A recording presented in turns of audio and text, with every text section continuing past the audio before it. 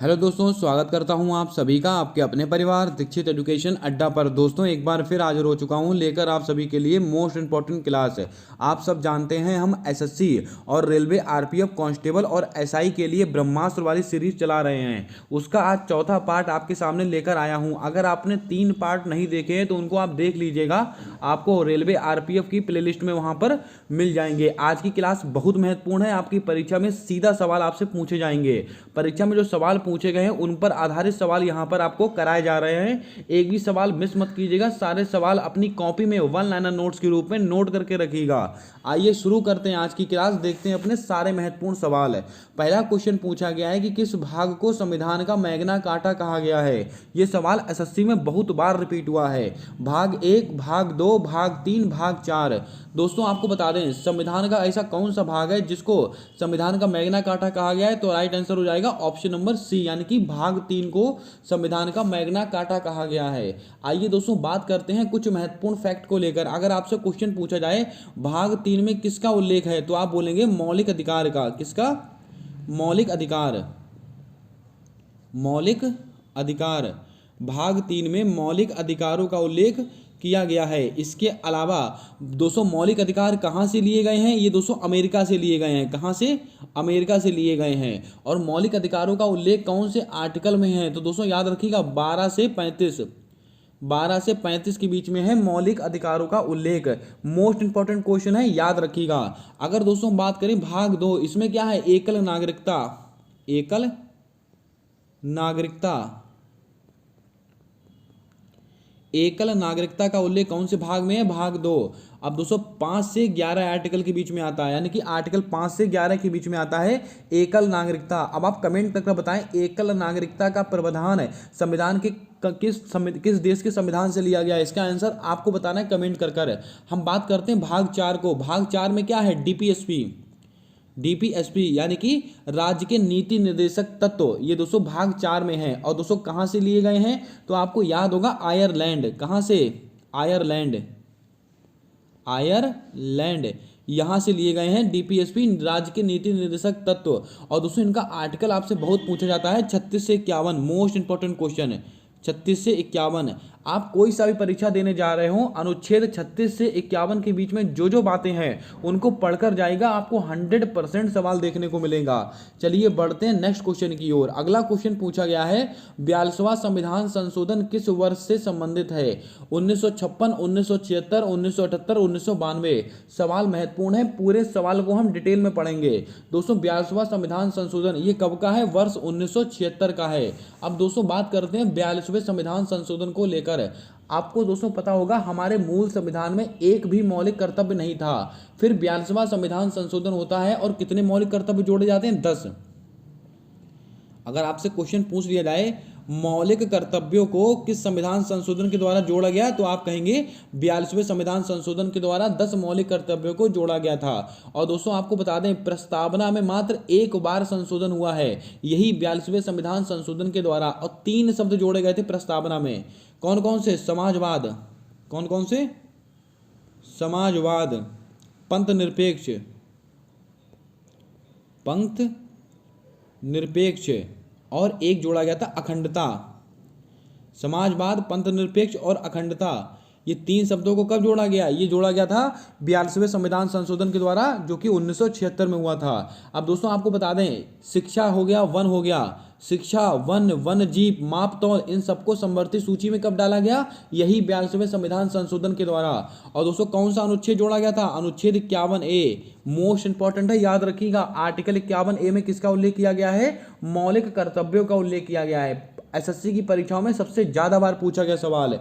और दोस्तों लघु संविधान की संज्ञा किसको दी गई है? ये दोस्तों 42वें संविधान संशोधन को दी गई है। उम्मीद करता हूं सारे सवाल आपको क्लियर हो गए होंगे। चलिए बढ़ते हैं अगले क्वेश्चन की ओर। अगला क्वेश्चन पूछा गया है कैंसर के अध्ययन को क्या कहा जाता है? जल्दी से बताएं। Ornithology, oncology, cytology, entomology. दोस्तों आपको बता दें जो कैंसर का अध्ययन होता है उसको हम कहते हैं ऑन्कोलॉजी। राइट आंसर क्या हो जाएगा? Option number B, oncology. अगर हम दोस्तों बात करें कैंसर किसके कारण होता है, तो दोस्तों आपको कंफ्यूज करने के लिए जीवाणु, विषाणु, प्रोटोजोआ, इनमें से कोई नहीं। अगर ऐसे ऑप्शन दे दे तो याद रखिएगा कैंसर जो होता है वो कोशिकाओं की अनियंत्रित वृद्धि के कारण होता है। वो जीवाणु, विषाणु, प्रोटोजोआ, फंगस किसी के कारण नहीं होता है। अगर दोस्तों हम बात करें ऑप्शन को लेकर, ऑर्निथोलॉजी, इसमें किसका अध्ययन करते हैं? पक्षियों का। पक्षियों का अध्ययन क्या कहलाता है? पक्षियों का अध्ययन कहलाता है ऑर्निथोलॉजी। साइटोलॉजी में दोस्तों हम कोशिका का अध्ययन करते हैं। किसका? कोशिका का अध्ययन करते हैं साइटोलॉजी में। एंटीमोलॉजी में हम कीटों का अध्ययन करते हैं। किसका करते हैं? कीटों का अध्ययन करते हैं। अब आप कमेंट करके बताएं ये कोशिका की खोज की किसने थी? जल्दी से बताएं कमेंट कर। चलिए बढ़ते हैं अगले क्वेश्चन की ओर। वर्ष 2011 की जनगणना के अनुसार सबसे अधिक लिंगानुपात किस राज्य का है? One of the most important question आपकी परीक्षा का, एसएससी का अगर आप एग्जाम देने जा रहे हैं तो जनगणना पढ़कर जाइए। हर शिफ्ट में आपको 2 से 3 सवाल आपको देखने को मिलेंगे। यहाँ से मैं आपको 8 से 10 ऐसे सवाल बताऊंगा जो आपको 100% कहीं ना कहीं देखने को मिलेंगे। दोस्तों 2011 की जनगणना के अनुसार सबसे अधिक लिंगानुपात पूछा गया है, तो याद रखिएगा सबसे अधिक लिंगानुपात है आपका केरल का। अगर क्वेश्चन पूछ लिया जाए 2011 की जनगणना के अनुसार सबसे न्यूनतम लिंगानुपात, सबसे न्यूनतम लिंगानुपात कहाँ का है? तो आंसर याद रखिएगा हरियाणा का। सबसे अधिक कहाँ का है? केरल का। सबसे न्यूनतम कहाँ का है? हरियाणा का। लेकिन क्वेश्चन अगर ऐसे पूछा जाए सबसे अधिक साक्षरता दर कहाँ की है? सबसे अधिक साक्षरता दर है केरल की। सबसे कम साक्षरता दर कहाँ की है? बिहार की। अब दोस्तों 2 सवाल मैं आपको और बताता हूँ। 2011 की जनगणना के अनुसार सबसे अधिक जनसंख्या घनत्व कहाँ का है? तो आप आंसर लगाएंगे बिहार, सबसे अधिक जनसंख्या घनत्व। और सबसे कम जनसंख्या घनत्व कहाँ का है? अरुणाचल प्रदेश। उम्मीद करता हूं सारे क्वेश्चन आपको याद हो गए होंगे। चलिए बढ़ते हैं नेक्स्ट क्वेश्चन की ओर। 16 महाजनपद की राजधानी हमें कहां से मिलती है? अंगुत्तर निकाय से, उत्तरोत्तर निकाय से, जैन साहित्य से, इनमें से कोई नहीं। दोस्तों आप सब जानते हैं महाजनपद कितने हैं? 16। और 16 महाजनपद की जानकारी हमें अंगुत्तर निकाय से प्राप्त होती है, जो कि आपका बिल्कुल सही आंसर है, ऑप्शन नंबर ए। चलिए बढ़ते हैं अगले क्वेश्चन की ओर। अब दोस्तों यहां से मैं आपको देने वाला हूं बहुत महत्वपूर्ण जानकारी। जैसा कि आप सब जानते हैं एसएससी की परीक्षाओं के लिए ब्रह्मास्त्र वाले ई नोट्स हमने लॉन्च किए हैं। दोस्तों आपको बता दें इसकी क्या खास बात होने वाली है। अभी तक एसएससी में जितने भी परीक्षाएं हुई हैं और उनमें जो जीके जीएस के सवाल पूछे गए हैं, सारे सवाल इंक्लूड कर दिए गए हैं इस नोट्स के अंदर। आपको बता दूं 130 पेजेस की ये पीडीएफ होने वाली है। 130 पेजेस की पीडीएफ होने वाली है, जिसके अंदर आपको history, polity, geography, science, economics, static GK और इससे संबंधित विविध प्रश्न, यानी कि परीक्षा में जो सवाल अभी तक पूछे गए हैं और आने वाली परीक्षाओं में सवाल 100% इस ई नोट से पूछे जाएंगे। अगर आप मार्केट में कोई बुक लेने जाते हैं जीके जीएस की या दोस्तों स्टैटिक जीके की, तो दोस्तों इतना बेहतर और इतना सटीक कंटेंट आपको कहीं नहीं मिलेगा। और इसका जो प्राइस रखा गया बहुत ही अफोर्डेबल प्राइस रखा गया, मात्र 50 रुपीज़। और दोस्तों इसको आप परचेज कैसे कर सकते हैं वो मैं आपको बताता हूं। एक नंबर नोट कर रहा हूं, उसको आप नोट करेंगे पहले 7078 142 717 7078 142 717। ये हमारा व्हाट्सएप बिजनेस अकाउंट नंबर है। दोस्तों अगर आपको इस बुक को लेकर इस ई बुक को लेकर कोई भी क्यूरी करनी है, कोई भी जानकारी चाहिए है, तो आप इस नंबर पर कांटेक्ट कर सकते हैं। और आप फोन पे, गूगल पे, पेटीएम कुछ भी चलाते हो, उससे 50 रुपीज़ पे कर इसी व्हाट्सएप नंबर पर आप मुझे उसका स्क्रीनशॉट शेयर कीजिएगा। आपको तुरंत ई नोट्स प्रोवाइड कर दिए जाएंगे। अगर जानकारी पसंद आई है तो दिल से लाइक कर दीजिएगा। चैनल पर नए हो तो चैनल को सब्सक्राइब कर बेल वाला आइकन ध्यान से दबाइएगा, ताकि आने वाली सारी क्लासेस के अपडेट्स आप तक आसानी से पहुंचते रहें। चलिए बढ़ते हैं नेक्स्ट क्वेश्चन की ओर। अगला क्वेश्चन हमसे पूछा गया है, गांधार महाजनपद की राजधानी कौन सी थी? बहुत महत्वपूर्ण क्वेश्चन है। महाजनपद से सवाल आपकी परीक्षा में बहुत पूछे जाते हैं। वज्जी थी, उज्जैन थी, तक्षशिला थी, पोतन थी। दोस्तों आपको बता दें जो गांधार महाजनपद है इसकी राजधानी थी तक्षशिला। तो तक्षशिला आपका बिल्कुल राइट आंसर होगा। अब दोस्तों बात कर लेते हैं ऑप्शंस को लेकर। ये वज्जी, ये किसकी राजधानी थी? वैशाली की। अगर आपसे पूछे वैशाली की राजधानी कौन सी है तो आप बोलेंगे वज्जी। उज्जैन किसकी राजधानी है? जल्दी से बताएं दोस्तों। उज्जैन। पोतन किसकी? पोतन अश्मक की राजधानी थी पोतन। याद रखिएगा बहुत महत्वपूर्ण सवाल है, जल्दी से बताएं। उज्जैन किसकी राजधानी है? अवंती। किसकी है? अवंती की राजधानी थी उज्जैन। इसको भी आप लिख लीजिएगा। सारे सवाल महत्वपूर्ण हैं। चलिए बढ़ते हैं नेक्स्ट क्वेश्चन की ओर। अगला क्वेश्चन पूछा गया, जैन धर्म के संस्थापक कौन थे? जल्दी से बताएं। महावीर स्वामी, ऋषभदेव, पाशर्वनाथ, भद्रबाहु। दोस्तों आपको बता दें, जैन धर्म के संस्थापक किसको माना जाता है? गलती मत कीजिएगा, ये ऋषभदेव को माना जाता है, क्योंकि दोस्तों जैन धर्म के पहले तीर्थंकर कौन है? ऋषभदेव हैं, याद रखिएगा। अब दोस्तों बात करते हैं महावीर स्वामी, लेकिन क्वेश्चन अगर ऐसे पूछे जैन धर्म का वास्तविक संस्थापक किसको मानते हैं, तो दोस्तों आप महावीर स्वामी, अगर आपके ऑप्शन में ऋषभदेव नहीं है तो आप महावीर स्वामी भी लगा सकते हैं। दोस्तों सवाल एक ही होता है, लेकिन उसके पूछे जाने के तरीके कई हो सकते हैं, तभी दोस्तों आप कंफ्यूज हो जाते हैं और दोस्तों कमेंट में कहते हैं इसका आंसर ये नहीं ये होगा। तो याद रखिएगा, जैसे कि दोस्तों महत्वपूर्ण लोक नृत्य होता है, उसमें क्या होता है कि एक राज्य में कई सारे त्यौहार मनाए जाते हैं, यानी एक त्यौहार कई सारे राज्यों में मनाया जाता है। आपको वहाँ पर ऑप्शन के अकॉर्डिंग वहाँ पर काम करना पड़ता है। अगर हम दोस्तों बात करें जैन धर्म के संस्थापक कौन थे? ऋषभदेव। दोस्तों जैन धर्म में कितने तीर्थंकर थे? 24 तीर्थंकर थे जैन धर्म में। जैन धर्म के पहले तीर्थंकर कौन थे? ऋषभदेव। जैन धर्म के 23वें तीर्थंकर कौन थे? 23वें ये थे पाशर्वनाथ।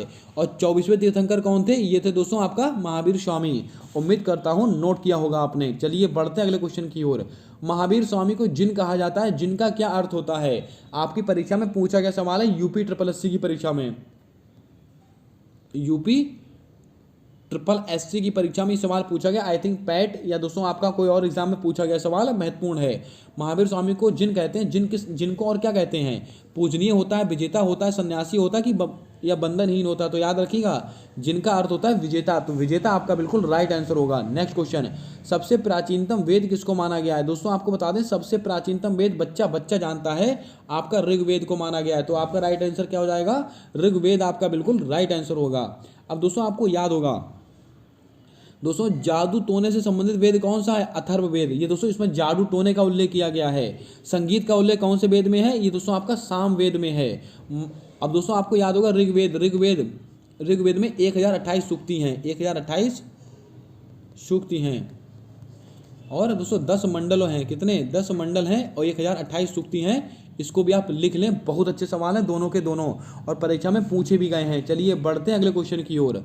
अगला क्वेश्चन पूछा गया, चंद्रगुप्त द्वितीय के दरबार में कौन आया था? फाहियान आया था, अलबरूनी आया था, इब्न बतूता आया था, ह्वेनसांग आया था। दोस्तों आपको बता दें, चंद्रगुप्त द्वितीय इसके दरबार में कौन आया था? ये दोस्तों आपका फाहियान आया था। तो फाहियान आपका बिल्कुल सही आंसर हो जाएगा, इसको भी आप नोट करेंगे। अब दोस्तों बात करते हैं ऑप्शंस को लेकर। सारे ऑप्शन बहुत महत्वपूर्ण है, ध्यान से सुनिएगा। दोस्तों ह्वेनसांग किसके शासनकाल में आया था? हर्षवर्धन। अगर आपसे पूछे हर्षवर्धन के शासनकाल में कौन आया था? ह्वेनसांग। इब्न बतूता किसके शासनकाल में आया था? मोहम्मद बिन तुगलक के शासनकाल में आया था इब्न बतूता। और इब्न बतूता कहाँ का निवासी था? मोरक्को का निवासी था। कहाँ का निवासी था? मोरक्को का निवासी था। और इसकी बहुत फेमस पुस्तक है रहेला। कौन सी? रहेला। आपसे कोई सा भी सवाल यहाँ से पूछ सकता है, आपसे पूछ लेगा कि इब्न बतूता किसके शासनकाल में आया? मोहम्मद बिन तुगलक। कहाँ का निवासी था? मोरक्को का। पुस्तक कौन सी थी? रहेला। अलबरूनी, ये दोस्तों किसके? महमूद गजनबी के समकालीन थे। महमूद गजनबी का समकालीन कौन था? ये अलबरूनी। याद रखिएगा, अच्छा क्वेश्चन है। चलिए बढ़ते हैं अगले क्वेश्चन की ओर। अगला क्वेश्चन पूछा गया, महावीर स्वामी का जन्म कहाँ हुआ था? कुंडग्राम, लुम्बिनी, पावापुरी, कुशीनगर। ये चारों दोस्तों स्थान बहुत महत्वपूर्ण है। चारों से दोस्तों हम 4 सवाल बनाएंगे। दोस्तों महावीर स्वामी का जन्म कहाँ हुआ था? वैशाली के कुंडग्राम में हुआ था। कुंडग्राम के वैशाली में हुआ था, याद रखिएगा। कुंडग्राम दे दे या आपको वैशाली दे दे, आंसर एक ही लगाएंगे आप। अगर दोस्तों हम बात करें, महावीर स्वामी का जन्म तो हुआ था वैशाली के कुंडग्राम में, लेकिन इनकी मृत्यु कहाँ हुई थी? तो याद रखिएगा, इनकी मृत्यु हुई थी पावापुरी में। मृत्यु कहाँ हुई थी? पावापुरी में। और लुम्बिनी में किसका जन्म हुआ था? महात्मा बुद्ध का जन्म हुआ था। महात्मा बुद्ध का जन्म कहाँ हुआ था? लुम्बिनी में। और इनकी दोस्तों मृत्यु कहाँ हुई थी? कुशीनगर में इनकी मृत्यु हुई थी, महात्मा बुद्ध की। इसको भी आप ध्यान में रखेंगे। अब दोस्तों यहाँ से कुछ महत्वपूर्ण सवाल ऐसे बनते हैं कि महावीर स्वामी के बचपन का नाम क्या था? वर्धमान। लिख लीजिएगा इसको। और दोस्तों महात्मा बुद्ध के बचपन का क्या नाम था? सिद्धार्थ। चलिए बढ़ते हैं अगले क्वेश्चन की ओर। अगला क्वेश्चन पूछा गया है, पहली जैन संगति कहाँ पर हुई थी? पाटलिपुत्र, वल्लभी, राजगृह, वैशाली। तो याद रखिएगा दोस्तों, पहली जैन संगति हुई थी वल्लभी में। आपका राइट आंसर क्या हो जाएगा? Option number B. I think दोस्तों इसको आप चेक कर लेंगे, पाटलिपुत्र होगा कि वल्लभी होगा, इसको आप अपने आप से एक बार रीचेक करेंगे। थोड़ा सा कन्फ्यूजन है, इसलिए दोस्तों यहाँ से मैं इसको ऑथेंटिक नहीं बता रहा हूँ, आप रीचेक करेंगे, इसके बाद आंसर आप कमेंट करके मुझे बताएंगे। दोस्तों पहली कहाँ हुई थी कि दूसरी कहाँ हुई थी, जल्दी से बताएं। चलिए बढ़ते हैं अगले क्वेश्चन की ओर। भगवान बुद्ध ने अपने सर्वाधिक उपदेश कहाँ पर दिए थे, सारनाथ, श्रावस्ती, कपिलवस्तु, लुम्बिनी। तो ये सवाल तो अच्छा सवाल है। भगवान बुद्ध ने अपने सर्वाधिक उपदेश दिए थे श्रावस्ती में, और भगवान बुद्ध ने अपना पहला उपदेश कहाँ दिया था, सारनाथ में दिया था। ये बहुत महत्वपूर्ण क्वेश्चन आता है, फर्स्ट उपदेश कहाँ दिया था, सारनाथ में। और दोस्तों इस घटना को क्या कहा गया था, अभिधम्म चक्र, अभिधम्म चक्र, चक्र, ये दोस्तों पहला उपदेश देने की घटना कहलाई थी। चलिए बढ़ते हैं नेक्स्ट क्वेश्चन की ओर। पहली बौद्ध संगति कहाँ पर हुई थी, दोस्तों ये सवाल भी बहुत महत्वपूर्ण है, इसके बारे में हम डिटेल में चर्चा करेंगे। दोस्तों आपको बता दें 4 बौद्ध संगतियाँ हुई थी, पहली, दूसरी, तीसरी, चौथी। ये चारों लाइन से आप ऐसे याद करेंगे। पहली बौद्ध संगति कहाँ हुई थी, राजगृह में हुई थी, दूसरी कहाँ हुई थी, वैशाली में, तीसरी कहाँ हुई थी, पाटलिपुत्र में, चौथी कहाँ हुई थी, कुंडलवन में। अब पहली बौद्ध संगति किसके समय हुई थी, ये दोस्तों आपको बता दें अजात शत्रु के समय हुई थी, अजात शत्रु के समय हुई थी पहली बौद्ध संगति। दूसरी वाली कालाशोक के समय हुई थी, कालाशोक के समय हुई थी। तीसरी वाली अशोक के समय हुई थी। चौथी वाली कनिष्क के समय हुई थी, कनिष्क। इसको भी आप याद रखेंगे, ये चारों नाम आपको याद रखने, कोई सा भी सवाल आपसे परीक्षा में पूछ सकता है। चलिए बढ़ते हैं अगले क्वेश्चन की ओर। अशोक के कलिंग युद्ध का वर्णन किस शिलालेख में किया गया है, तो दोस्तों अच्छा सवाल है, 13वें शिलालेख में किया गया अशोक के शिलालेख, अशोक के कलिंग युद्ध का वर्णन। चलिए बढ़ते हैं अगले क्वेश्चन की ओर।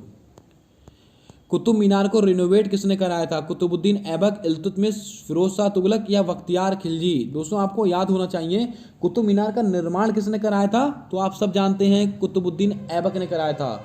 और दोस्तों कुतुब मीनार का निर्माण किसने कराया था, कुतुबुद्दीन ऐबक ने। इसको पूरा किसने कराया, इल्तुतमिश ने पूरा कराया था, पूरा कराया था। क्वेश्चन कैसा भी पूछ सकता है आपसे, निर्माण इन्होंने कराया था, कुतुबुद्दीन ऐबक ने।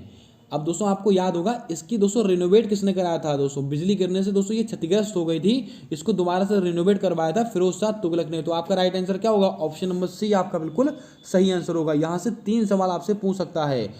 आइए चलते हैं अगले क्वेश्चन की ओर। रैयत ए आला की उपाधि किसने धारण की थी, गयासुद्दीन तुगलक, औरंगजेब, खिलजी खां, कुतुबुद्दीन ऐबक। दोस्तों आपको बता दें जो रैयत ए आला की उपाधि की थी खिलजी खां, तो खिलजी खां आपका बिल्कुल राइट आंसर होगा। और खिलजी खां दोस्तों कौन से वंश के संस्थापक थे, सैयद वंश के संस्थापक थे खिलजी खां, याद रखिएगा। अब दोस्तों कुतुबुद्दीन ऐबक ने दोस्तों क्या बनवाया था, 2.5 दिन का झोपड़ा, आपको याद होगा। और कुतुबुद्दीन ऐबक को दोस्तों लक बख्श की उपाधि मिली थी, इसको भी आप थोड़ा याद रखिएगा। चलिए बढ़ते हैं अगले क्वेश्चन की ओर। पेलाग्रा रोग किस विटामिन की कमी से होता है, ये सवाल अपने आप में बहुत महत्वपूर्ण स्थान रखता है, परीक्षा में बहुत बार पूछा गया। Vitamin B1, B3, B12, B4। दोस्तों आपको बता दें जो पेलाग्रा रोग होता है वो विटामिन B3 की कमी से होता है, जो कि आपका बिल्कुल राइट आंसर होगा। विटामिन B12 इसका रासायनिक नाम क्या है, जल्दी से बताएं, साइनोकोबोलिन, साइनोकोबोलिन,